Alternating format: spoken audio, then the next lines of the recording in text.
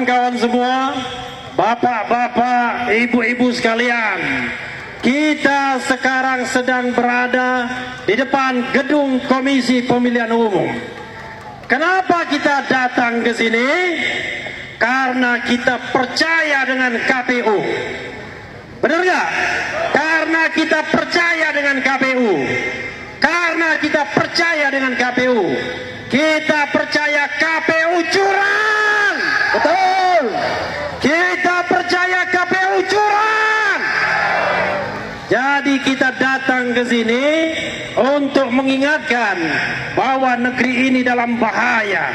Betul. Kawan-kawan semua, ibu-ibu dan bapak-bapak sekalian, KPU itu orang yang saya kenal. Sudah puluhan tahun saya kenal Hasyim Asy'ari. Tetapi saya sangat kecewa dengan sikapnya hari ini. Mau saja jadi budak rezim.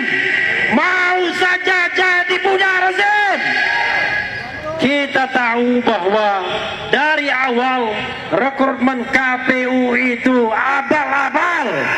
Rekrutmen KPU dan Bawaslu abal-abal. Kenapa begitu? Karena sudah disiapkan oleh tim yang dibentuk oleh Presiden.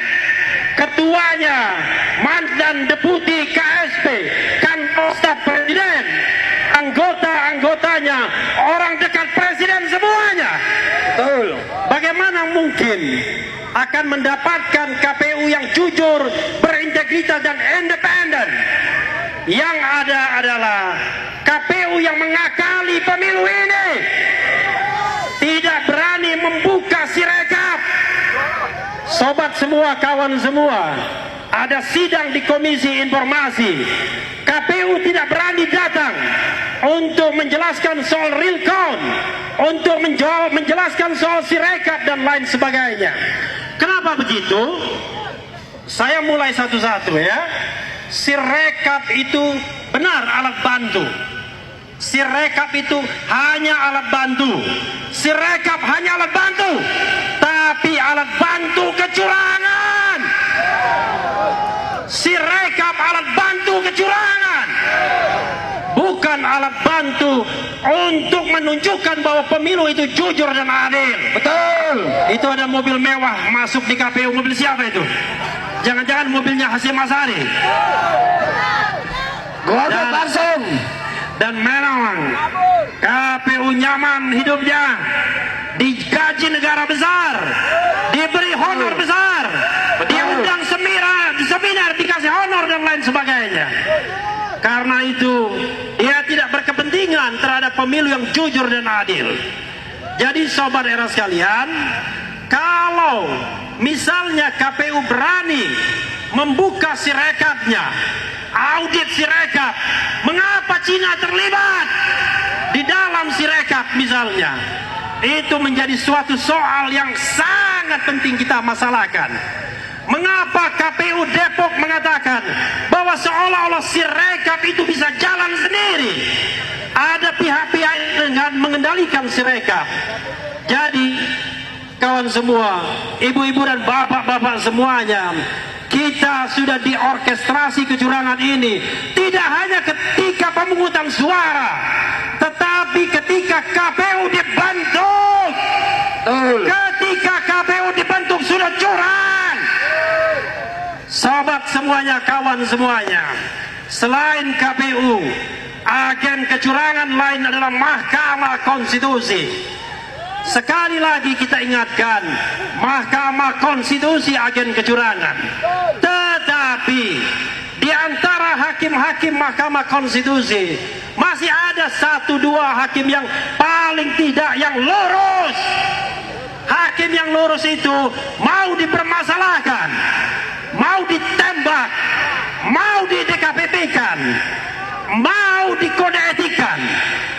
Jadi sobat semuanya, kita harus lawan ini semua. Betul. Karena kecurangan, karena keculasan, karena ketidakberesan, karena ketidakadilan, ini sudah by design, sudah direncanakan terlebih dahulu. Bahkan kawan-kawan semuanya, bagaimana mungkin pemungutan suara 14 Februari. Tetapi Istora sudah dipesan 2 hari sebelumnya untuk selebrasi kemenangan. Teman saya tidak sebutkan namanya, sudah dipanggil dari kubu 02. Sudahlah, kalian tidak usah lagi bergerak karena kemenangan sudah ditentukan. Itu 1 pekan sebelumnya. Yakin gak kalau pemilu ini curang? Curang. Yakin gak kalau pemilu ini curang? Yakin. Apakah relevan lagi kita bicara tentang penghitungan suara? Tidak. Kalau semuanya sudah direncanakan. Kawan-kawan semua, sebagai contoh misalnya, pada tanggal 14 Februari, ketika hari pencoblosan,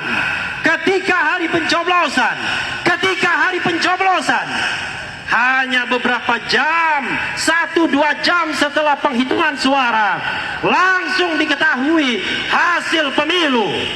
Dan hasil pemilu itulah yang dijadikan panduan untuk selebrasi, dijadikan panduan untuk menitipkan sesuatu yang menjadi program pasangan calon 02 di APBN tahun berikutnya.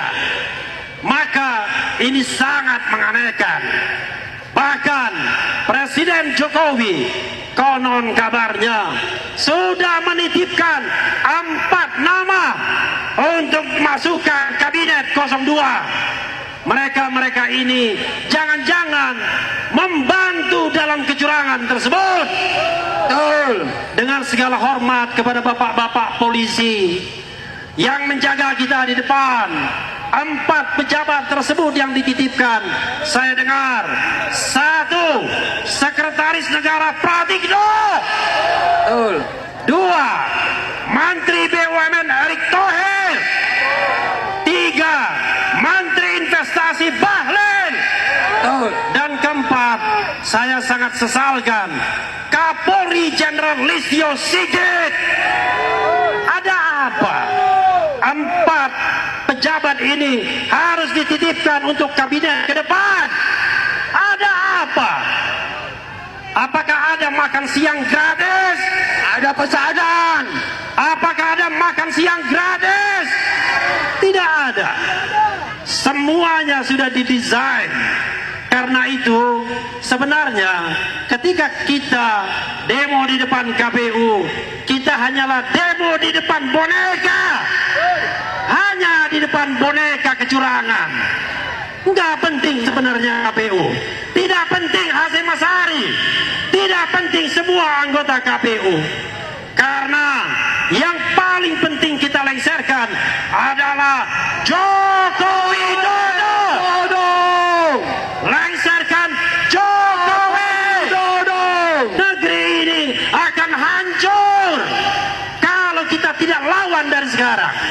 Pemilu yang curang hanya 1 titik untuk menguasai negara ini.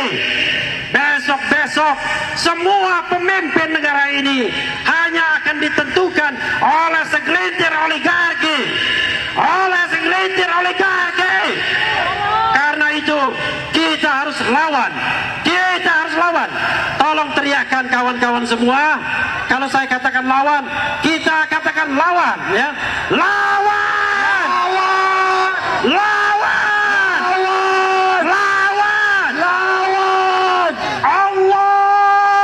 Akbar. Allahu Akbar. Allahu Akbar. Allahu Akbar. Wassalamualaikum warahmatullahi wabarakatuh. Waalaikumsalam warahmatullahi